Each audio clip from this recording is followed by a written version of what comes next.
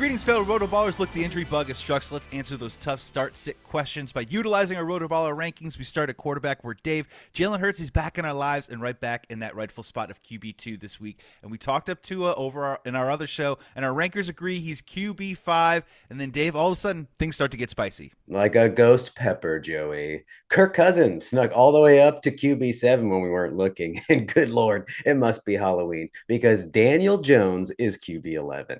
If only someone could have predicted this, Joe. Oh, wait, we did on our preseason league winners show. But enough boasting. We're off to more frights with tight ends, where it's clear that Kelsey is on bye because Tyler Higbee jolts all the way up to tight end 3 and the Moose, tight end 7. Yeah, you got to really like his target share this week. And Dave, trick or treat.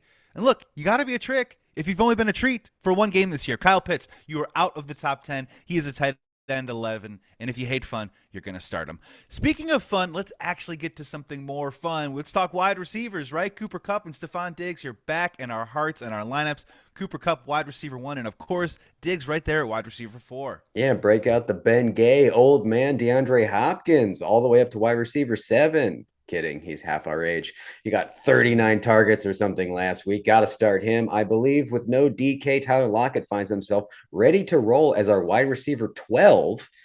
Now we end as always with our running backs. But before I go and give you those names, go ahead and like and subscribe to this channel. And if you're not following us on TikTok, do so at RotoBaller NFL.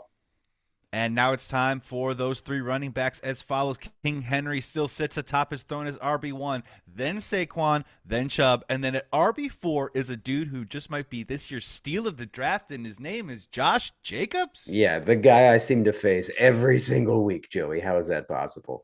It was interesting, though. I did not hear your name, CMC or Jonathan Taylor. How the mighty have fallen, Joey, all the way down to RB6 and 7. I mean, which really isn't that bad considering this is a week that people are going to have to trot out Deonta freaking Foreman.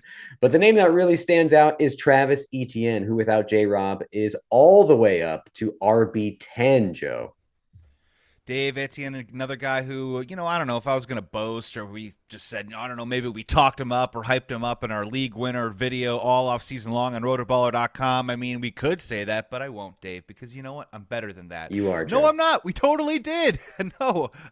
But what do I do right now is let's hit the good people with our 60-second recap, Dave, starting right now. These are the risers and fallers in our RotoBaller ranks heading into week 8. QB Hurts is right back to top 2, but to a time, he is now also our QB5. Yeah, and get your tickets to this haunted house where behind door number 1, you're going to find Kirk Cousins as QB7. And what could be scarier than Danny Dimes at QB11? Tight end, we're seeing a major shakeup. Higbee is up to tight end 3, Pat Freiermuth at tight end 7, and hanging on by a thread, Kyle Pitts is technically a top 12 TE play. He's our tight end 11, but honestly, can you trust him this week? No, because he's not even on my team. I dropped him. Unlike DeAndre Hopkins, who's risen up to wide receiver 7 after playing just one game, and when DK out, Tyler Lockett is your wide receiver 12. And we close with running backs for King Henry. Still sits atop his throne at number 1. CMC and JT have fallen to RB6 and 7. And welcome to Etienne season, baby. He's our RB10. Now like this, subscribe, and go win that league.